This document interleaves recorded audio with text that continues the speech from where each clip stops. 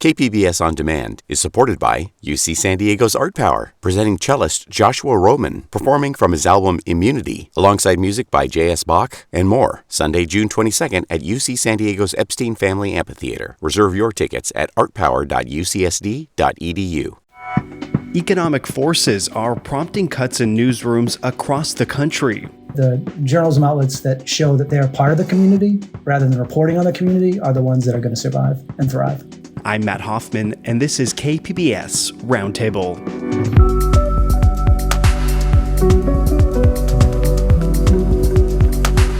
We're talking about the state and future of journalism this week. Some people say they don't trust the quote-unquote news media because we report facts. And some people are allergic to facts and the truth. Our conversation dives into the changing landscape and other threats to the facts. There's a lot of people who are deliberately trying to destroy the institutions of the press. Stay tuned. This discussion coming up just ahead on Roundtable. KPBS On Demand is supported by UC San Diego's Art Power, presenting cellist Joshua Roman, performing from his album Immunity, alongside music by J.S. Bach and more, Sunday, June 22nd at UC San Diego's Epstein Family Amphitheater. Reserve your tickets at artpower.ucsd.edu.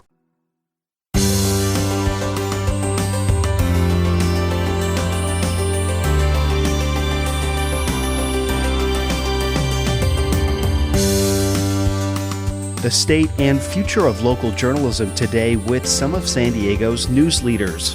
I'm Matt Hoffman, and this is a special hour of KPBS Roundtable.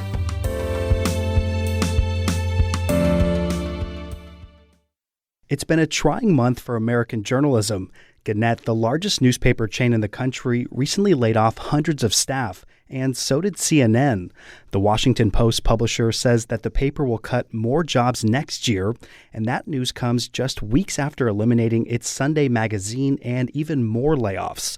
The problems facing these media giants are the backdrop for our conversation today on Roundtable. We're talking about the future of journalism. On this special episode of Roundtable, we'll hear from some of San Diego's news leaders about the state of the industry and where it may be headed. Joining me on Roundtable this week are Voice of San Diego CEO and Editor-in-Chief Scott Lewis is here with us. The San Diego Union Tribune's editorial and opinion director, Matt Hall, is here. And so is my boss, KPBS News Director, Terrence Shepard. I want to welcome you all so much to Roundtable, and we want to start this conversation off on a more positive note with a question about the power of local journalism. I want you all to think for a minute and give an example of a story from your newsroom that, shows why we need local news. And I'll start with you, Terrence, and then we'll go to Matt and Scott. But Terrence, do you have a recent example of that? So we had a recent series about nursing homes and how some are extremely dangerous places. The story also highlighted how state regulators seem timid about enforcing the rules and cracking down or even shutting down these operations. As this type of work is an extremely valuable consumer service and a reminder that if you're shopping for a residence for a loved one, you better do some homework, you better do some research. And the simple fact that a nursing home is operating and has people living there is no guarantee that your loved ones will be safe. And Matt, what about your thoughts? It's a little dated, but I like the dollar figure attached to it. Jeff McDonald's reporting on the SDG&E shutdown deal at San Onofre saved taxpayers $775 million. That's million with an M. And when you're talking about $125 for a newspaper subscription over the course of a year, it's a pretty good ROI, which means return on investment. And Scott, go ahead. Well, this is hard for me to decide. I think one of the most compelling stories we ran was Lisa Halverstadt profiled a family over the course of a year as they experienced homelessness, and father was working at a supermarket in Pacific Beach, but they couldn't find a place to live, and eventually the RV that they were living in was confiscated by the city and towed away. And the story about that and their experience of just how hard it was for them to claw their way out of that poverty really pushed the city to find and open more opportunities for safe parking, and they ended up getting them into a stable housing situation. But at the same time, also showed that even as with the whole city mobilized to help one family, it took months for them to get into stable housing. And so it was bittersweet in the sense of just shows how much can happen if you highlight somebody's story, but also just how dire the situation is, because it's almost like they won the lottery because we did that. I remember it was very well visually told too, with photos. And Terrence, we know that you recently started working here in San Diego. I'm curious, just generally, what do you think of the news scene here? Like, how do you think San Diego does when it comes to holding public officials accountable? So, Matt, San Diego is a great news town. I see that every single day. It's on the coast, it's on the border. And in every large urban area, there are natural collisions of ideas, people with competing goals and interests. And so there is plenty of news. The issue of accountability applies here in San Diego and elsewhere, and that you just can't have enough journalists to help hold people accountable. So journalists everywhere need to keep asking questions about why things are the way they are. Who was in charge of these policies? Who made these decisions? Who benefited? Who came out worse as a result of these policies and decisions? Are there connections between lawmakers and people who are at the end of the pipeline? Who's making campaign contributions? Who are the lawmakers' close associates or the business owners' close associates? So these are things that I see plenty of journalists in San Diego doing. But again, you can't have enough of that type of accountability journalism. Yeah, and I think you referenced like the amount of journalists in there. And there's some headlines this week about American news organizations, and they're sort of grim. Layoffs and a strike over pay and benefits. And we know that the impacts at places like Gannett are, of course, going to be felt in local newsrooms. A question for everybody, and Matt, we'll start with you first on this one. Do these cuts represent what's happening in the journalism industry right now?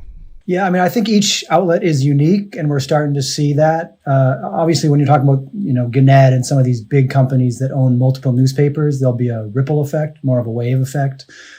But, just looking at San Diego, I mean, the Union Tribune is financially stable. It makes money every month. And in large degree, that's because of the efforts we made to reach out to the community and to show them that they're not a subscriber. To use Scott's kind of nomenclature at Voice, they're a member, right? They're part of our community. They're part of our journalism community, and the work that we do with them. And in my opinion team, we reach out to them all the time. We publish their essays. We bounce ideas off them. We heed their criticism when they tell us that we got it wrong.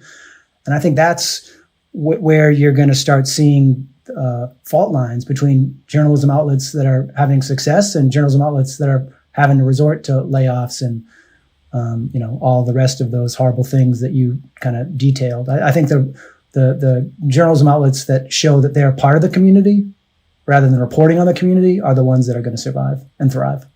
Interesting. Scott, your thoughts? I think that what you're witnessing is this transformation of American media and this kind of journalism in particular, where it is moving away and has been moving away from getting its money primarily from advertising that runs alongside of it to getting it from the community, whether it's philanthropically like Voice and KPBS do. You can give as much as you can to the organization, or whether it's subscription-based. Either way is the same concept, that the future of journalism depends on being able to get individuals who value it to pay for it to a certain level. And I think what we're seeing is national outlets that have vast readership across the country, if not the world, have a much bigger pool, that they can get that from. They can get, if they have 100 million readers, then getting just 10% of them to pay is an extremely high number of people and dollars that come in. But if you have a metropolitan outlet that reaches 100,000 people, 10% of them paying is a much smaller number. Will that sustain those newsrooms going forward? And I think that's what we're all trying to figure out, is every news organization of that type is sort of marching toward a cliff, and that's where it's no longer worth them printing the paper that they have, because their advertising dollars for that print paper have gone down. When they reach that cliff, will they have gotten enough from readers to help them, build that bridge to the future? And that's what we're all waiting to see. And Terrence, what are your thoughts here? Do you sort of agree with what Scott's saying? 100%. The march toward the cliff is an unfortunate one. And I'd say that layoffs and strife over paying benefits, those are issues over journalists who actually provide a service.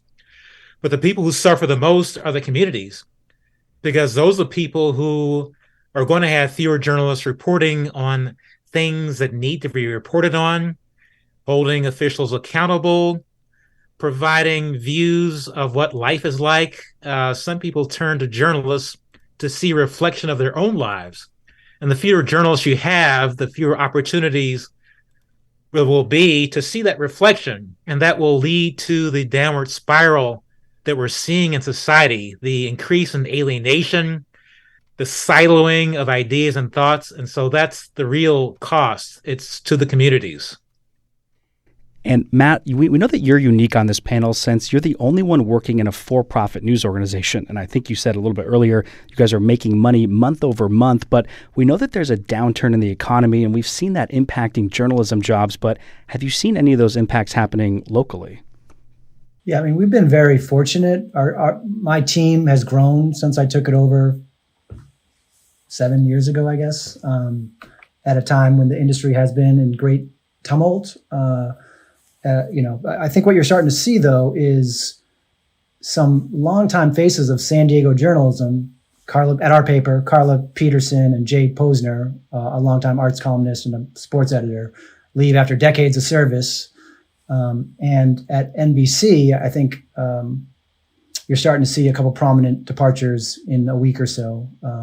Roy Devine and Artie Ojeda are leaving after decades of work here. And so the question is, to your point, is can these newsrooms with the kind of problems that Scott laid out financially attract journalists, not just readers or listeners or viewers, but journalists? And so that's one of the things that you're starting to see a lot of newsrooms think through, I think, more fully, more holistically, is what do they need to do to make them an attractive place for journalists to work, assuming there are people who are interested in being journalists, and spoiler alert, there are. But I think outlets need to do things. They need to attract diverse, energetic journalists to their sides and then retain them. And so the question will be whether those people who come to these outlets in a year or two are here in 10 years. And I think that's an open question. I think the days are gone that journalists are sticking around a place for 30 years, like the 4 journalists that I mentioned. And we know that a downturn in the economy, it also impacts the nonprofit news industry. Scott and Terrence, what are your guys' thoughts here about maybe what could be coming or is already happening? Yeah, nonprofits are businesses that a lot of people joke, well, I'm a nonprofit because I don't make any money or whatever. But you do have to make money and pay people well and make sure they're okay. And I think that the scale, though, needs to be kept in mind. Voice San Diego operates on about $2.2 million budget. It's a fraction of what the Opera or other nonprofit organizations operate on. You can cover a community. We could deploy 70 journalists to cover every corner of San Diego for roughly $8 to $9 million, maybe a little bit more for infrastructure with them. That kind of philanthropy is a little bit more insulated from the economic cycles than other types of things, and that's why I think it's uniquely suited to help solve this problem in a community. Now, that said, philanthropists are often represent a small portion of society, and you need to make sure to correct for that. But the broad public also can they want to pay and have shown that they want to pay, $30 to $50 to $100 to sometimes $5,000 a year. So what can you do to loosen that up to make it feel like it's something worth doing so that you can cover a community well? We hope to be able to hit our budget.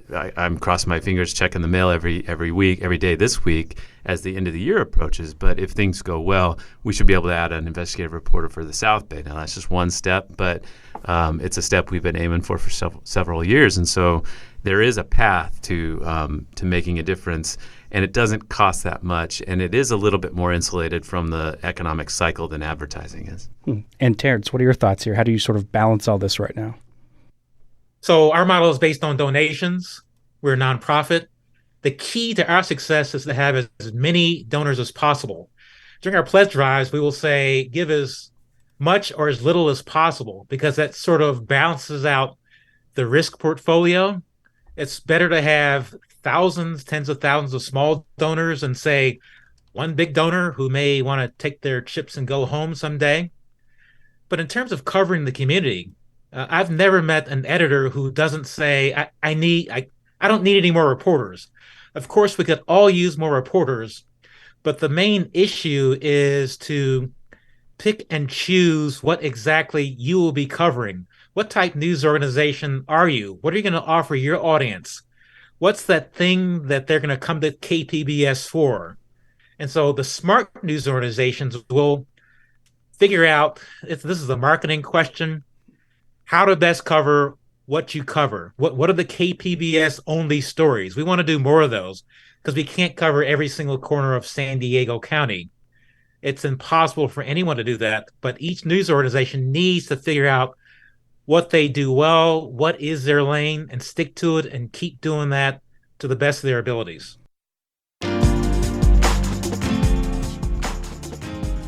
Coming up, the way news was consumed just a generation ago is much different than today's ever-changing online world. How news organizations are adapting to meet readers where they're at.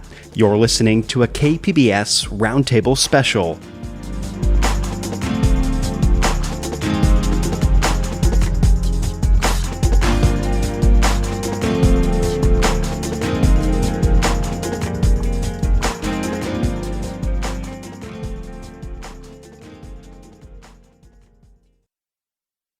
KPBS On Demand is supported by UC San Diego's Art Power, presenting cellist Joshua Roman, performing from his album Immunity, alongside music by J.S. Bach and more, Sunday, June 22nd at UC San Diego's Epstein Family Amphitheater. Reserve your tickets at artpower.ucsd.edu.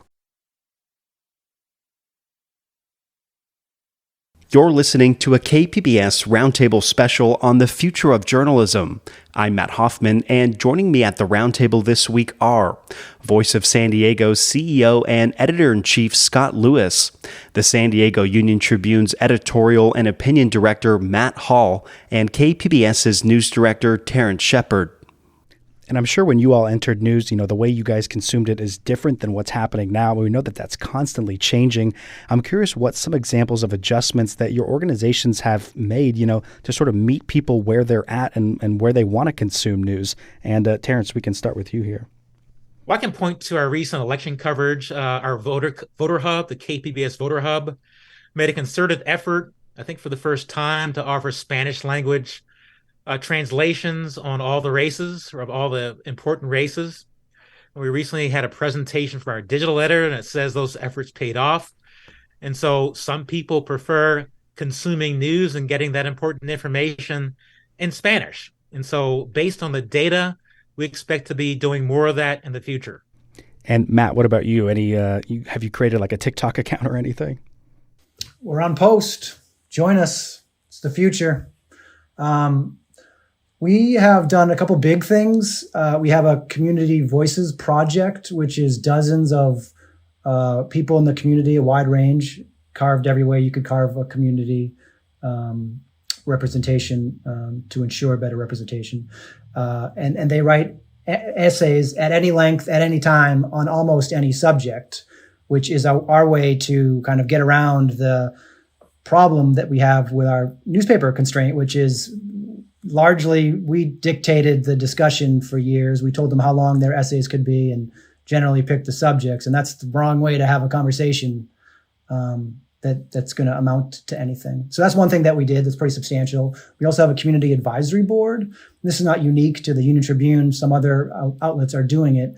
But it's a way, again, I keep talking about the community. It's a way for us to meet monthly and to communicate more regularly with 15 or 20 people, again, a diverse cross-section of San Diegans who can suggest story ideas to us, who can hold us accountable, who can be kind of eyes and ears for the community. Because any newsroom, whether it's 10 people or 100 or 1,000, is only as good as their lines of sight and lines of communication with their audiences, with their communities. So those are two big things we did. We also, on my team and at the Union Tribune, value the Spanish-speaking audience. We have a Union Tribune en Espanol, and one of the additions to my team, Tanya Navarro, helps us translate much of our opinion content into the Spanish language. We actually ran a Spanish language editorial in the newspaper for the first time ever in the company's history during the pandemic, when we were criticizing the county for not doing enough outreach into the Latino community, especially in South Bay.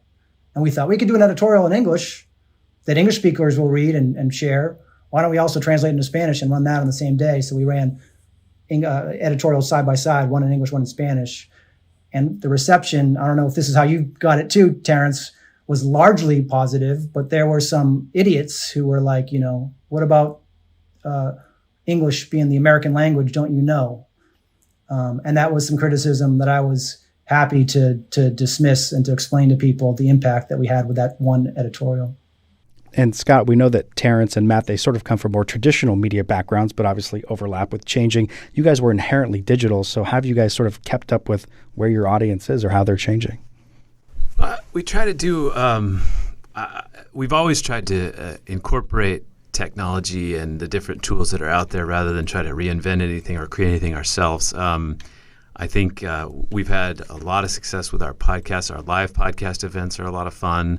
And we've moved around the county with them, and particularly this year, our annual event, PolitiFest, we ended up having a PolitiFest South version for the mayor's races in Chula Vista and National City, and that was well attended at a great spot at the Emo Brown Foundation. It was just a fun experience.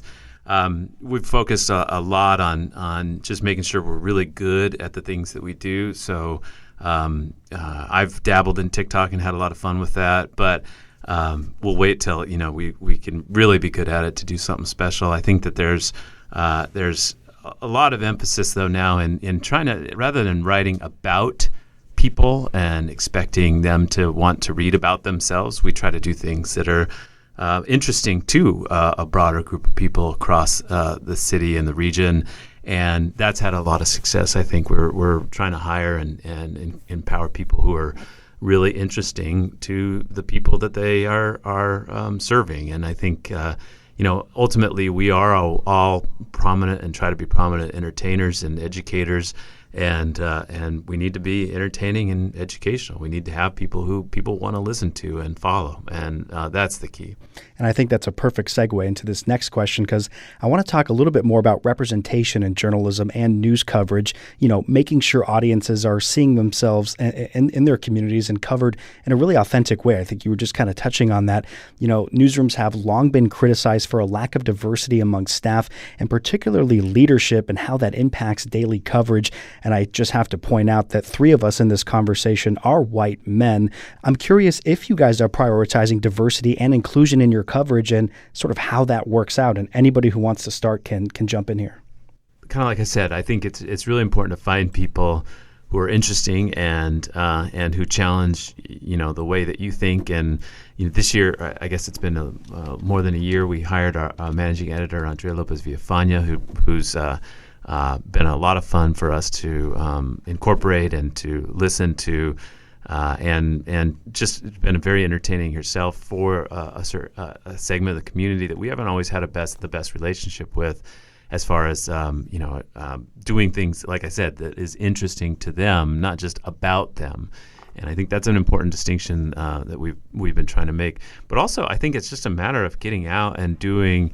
Like I said, if you're going to have a show, do the show in different parts of the community about things that those areas are interested in. Unfortunately, this region is very segregated. There are lots of differences between the regions for historic reasons, and that means go into a place and start writing about things that are going on in that place with their street lights or their parks or their politics. And sure enough, there's going to be people with different backgrounds who are interested in that. Terrence and Matt, what are your guys' thoughts here?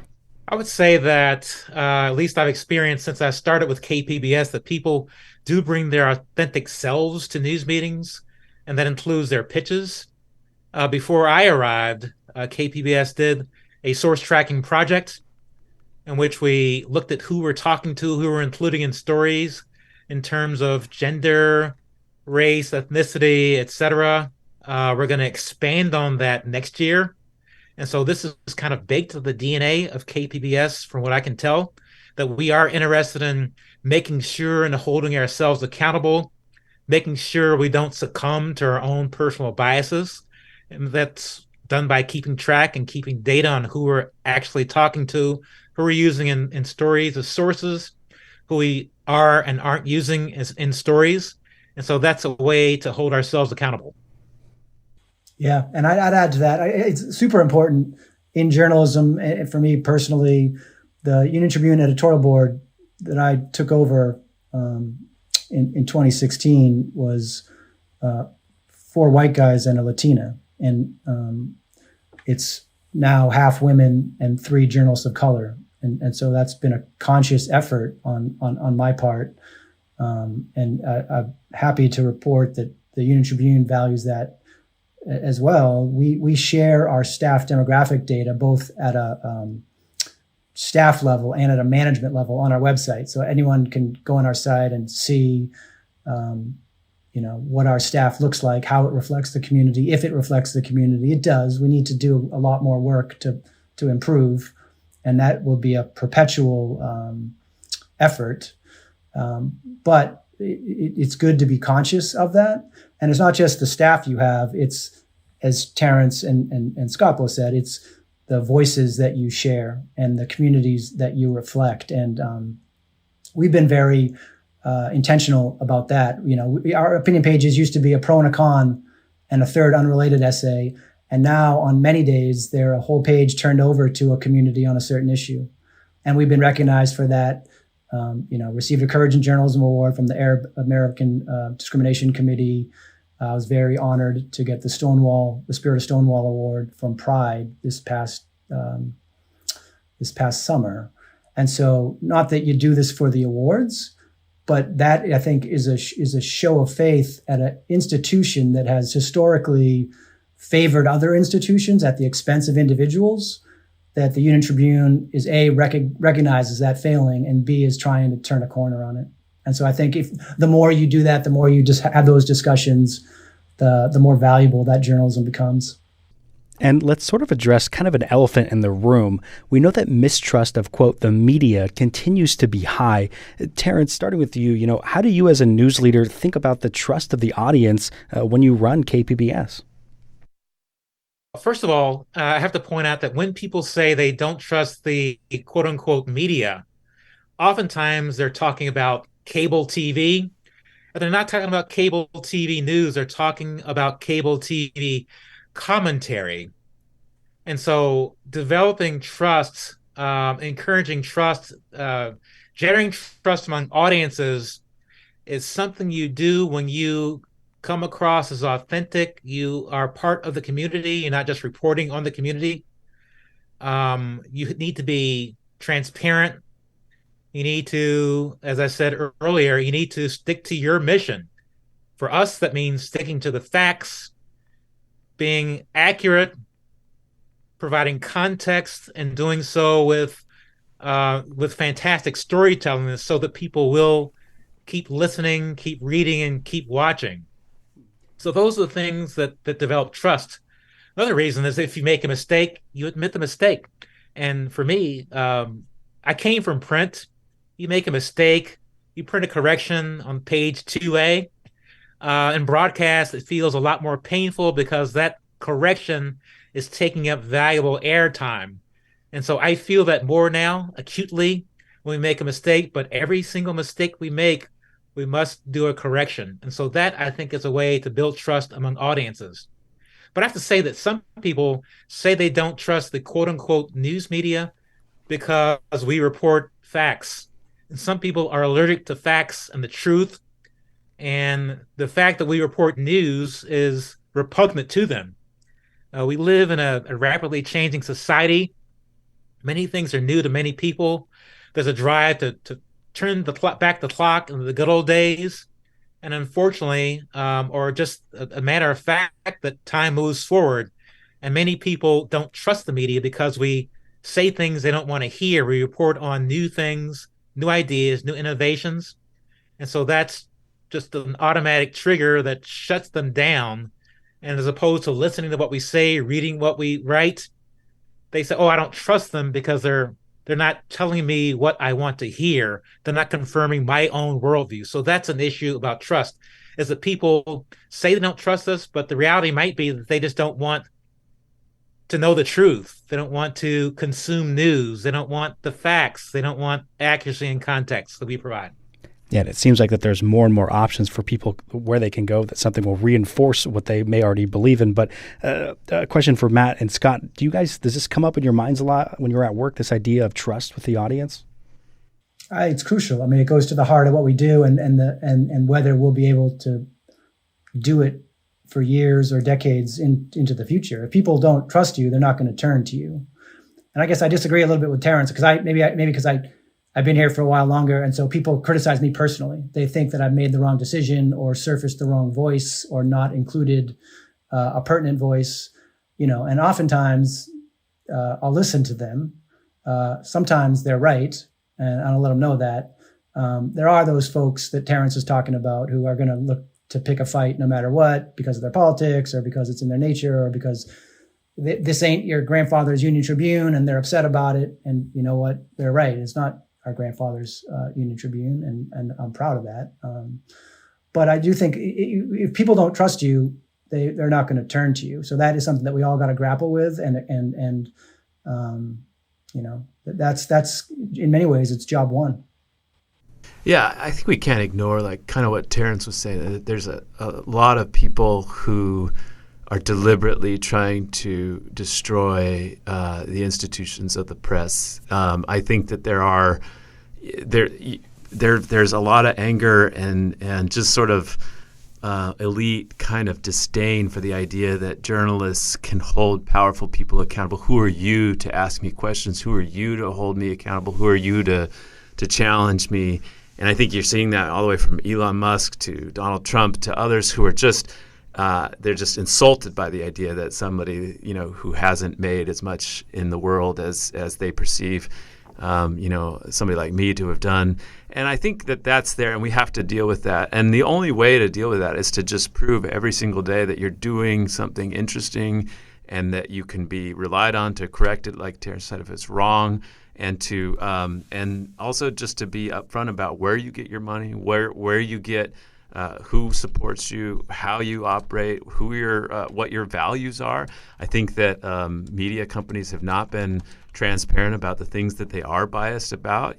We are all against murder. We're all against corruption. We're all against racism. So what are the other things we can list in a more formal, transparent document about where we stand, what we stand for? We've tried to address that as well with our 9 principles about what we stand for. I think that the more we can be upfront about what our actual bias is, because we are humans and we do have a perspective. We do live here. We care about the parks and the streets and the schools being good. And so if we can be clear about that, I think people would understand that we're not trying to pull one over. I do think there was a flaw in the way that journalism was done, where we acted like we didn't have a point of view, and then people would see that there clearly is a point of view about certain things, maybe not right or left, but just a point of view. And I think the more that we can be clear about that, the more trust we can get, because we're not just trying to win trust. We're trying to get their money. We're trying to get their investment, their support. And for somebody to cut you a check, you have to be somebody that they feel like not only is working on their behalf, but is teaching and helping them learn something. That's the thing they value the most, is if they read something and they feel like they can go tell their friends or their family something about the world that they didn't know before. And they have to be willing to trust that you're doing that and that you're not doing something underhanded. And people are using that concern that something underhanded or ulterior motive is happening. They use that to try to destroy the ability of normal people like me to hold billionaires accountable. And we just have to make sure that we're aware of that effort all the time. I just want to say that I want people to think that, yes, I'm biased toward the truth and facts and accuracy and context and fairness. Because some of these people that say they don't trust us, they don't want us to be fair to people we interview, people we profile on the topics. because they are so entrenched in their own worldviews that the concept of fairness is just disgusting to them. So I want people to say that, KPBS, they only care about the facts. I want people to say that. I care about opinions too, being an opinion writer. But I will say this, that what journalists need to do more and better, and I think what journalists on this call are doing every day, is explaining to readers why we did something, whether that's why we didn't choose this story to platform, or whether we, explain how we got this story, the documents that we read, the effort we put into it, the sources that we called and called again and second guessed. And, that is part of this. That's part of the trust. And in the olden days, even a decade ago, you didn't really see that a lot in journalism. And now that is so crucial to what we do, explaining to our community why it's important. I say all the time, a free press isn't free. Journalism costs money, and less journalism costs society. And that's a pretty trenchant way of kind of explaining to people what's at stake here. Coming up, the relevance of Twitter in journalism today. You're listening to a KPBS Roundtable special.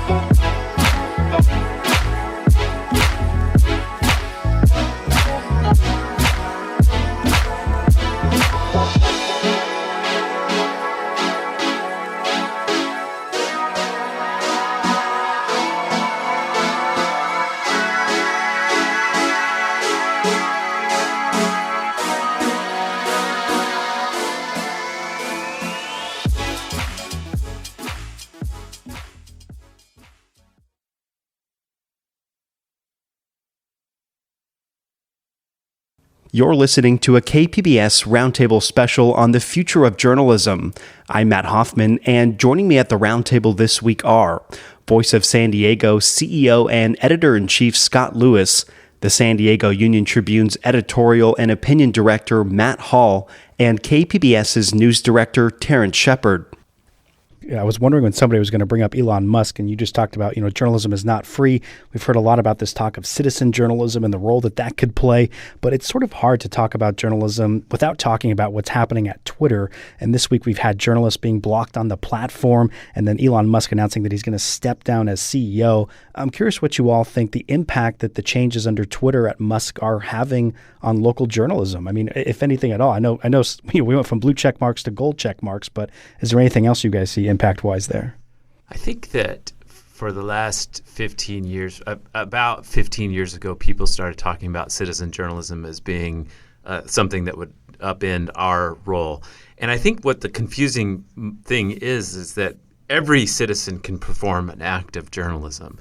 We saw that with the murder of George Floyd, right? A young woman filmed that. That's an act of journalism that had profound impacts throughout, and will still have it for many, many years to come. And everybody knows they can perform those acts of journalism. And so it's like, well, what's the point of professional journalism at that point? And I think that Elon's going through what we all went through in 2008, where we're like, wow, that's really going to be disruptive. The fact is that ever since that moment, we have realized that professional journalists who can take the time to follow a subject over many months, who can follow meetings because that's their job to go to those meetings, because not everybody can go to the meeting. They've got daycare, they've got youth soccer, they've got all kinds of things that they can do at night.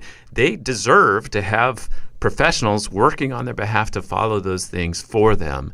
And I think that there is always going to be a need for that, but there will always be that disdain from the elite quarters, especially from a lot of Silicon Valley, high tech influencers who are just so mad that the New York Times or that others can do mean stories about them, can ask them difficult questions, because what have they done? What have those lowly journalists done to deserve that? And I think there will always be this effort to upend that.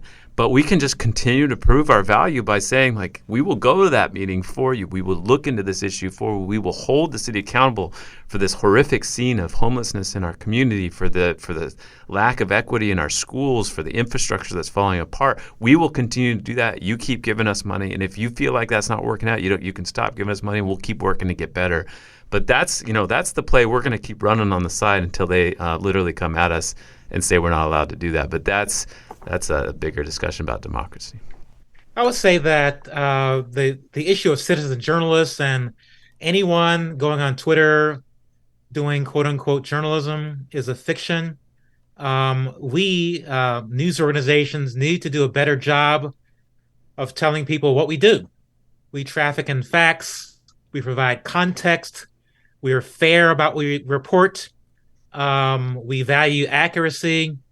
I know some journalists use Twitter and they want to be cool and just generate as many followers. They want to be kings and queens of the platform, and sometimes that means offering these opinions. Some people embarrass themselves, not to mention their news organizations. But we need to do a better job as news organizations of telling people what we do, the value we add, as opposed to just someone saying something on Twitter which may or may not be true. And the way you do that is to stick to your own mission, to stick to the facts, stick to fairness, stick to context, stick to accuracy. So that, yes, anyone can be a citizen journalist, but we need to do a better job of communicating to our audiences the value that we add, why we should be followed, why we should be subscribed to or listened to or read. Yeah, I guess I'd say that Twitter is a complicated thing and probably could be its own hour-long conversation. Twitter was,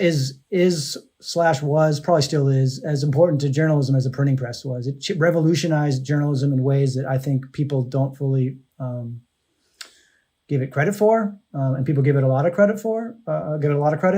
Also, Elon Musk has changed the world already. He made electric vehicles part of our everyday lives. He's changed space tourism in ways that we only dreamed of before.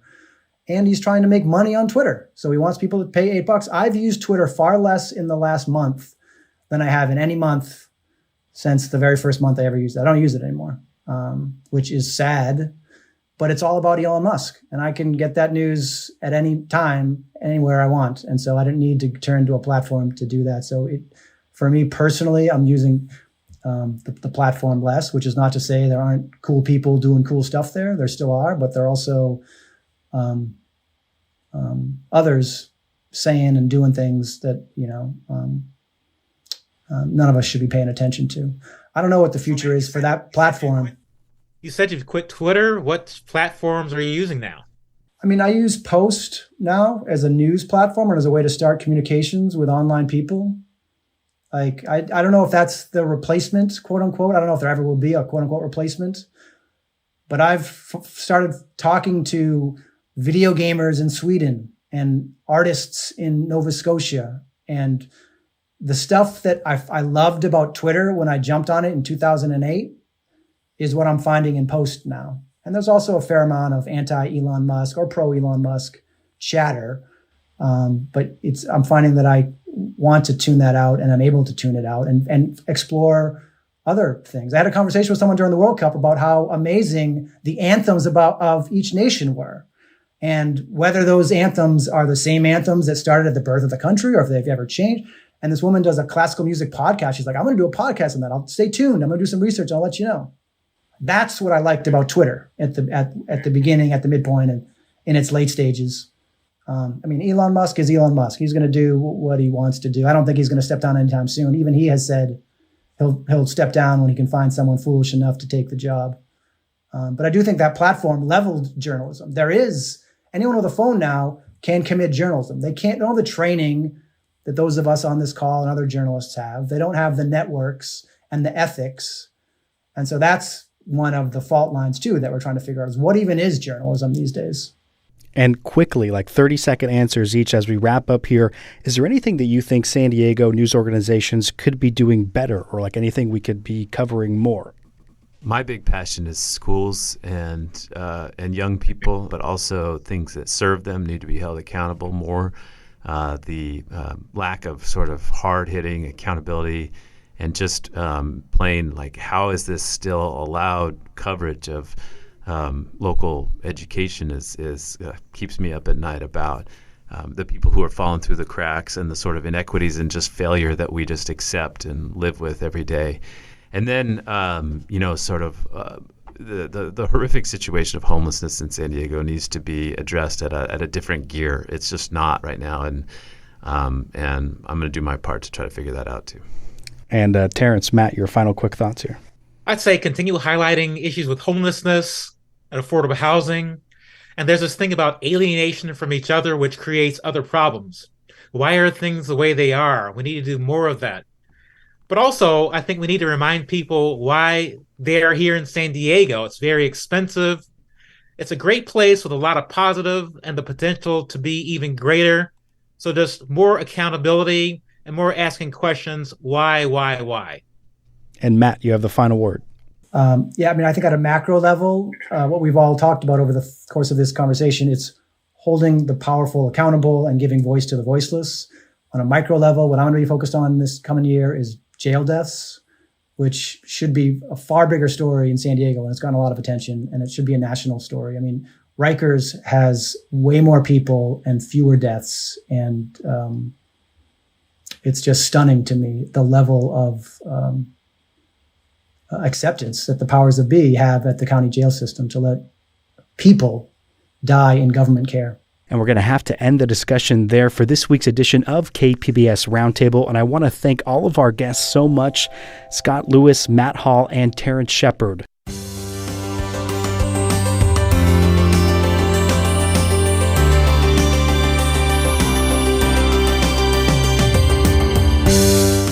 Be sure to stream our show anytime as a podcast.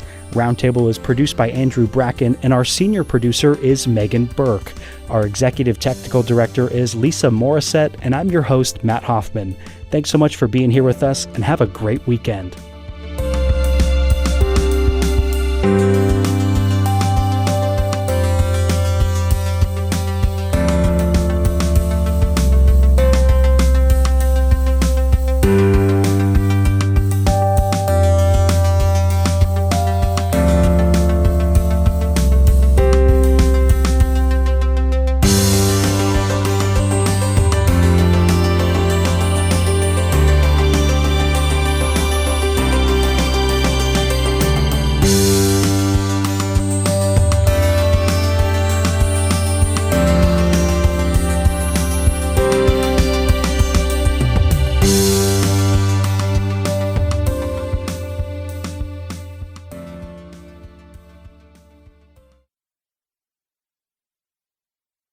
KPBS On Demand is supported by UC San Diego's Art Power, presenting cellist Joshua Roman, performing from his album Immunity, alongside music by J.S. Bach and more, Sunday, June 22nd at UC San Diego's Epstein Family Amphitheater. Reserve your tickets at artpower.ucsd.edu.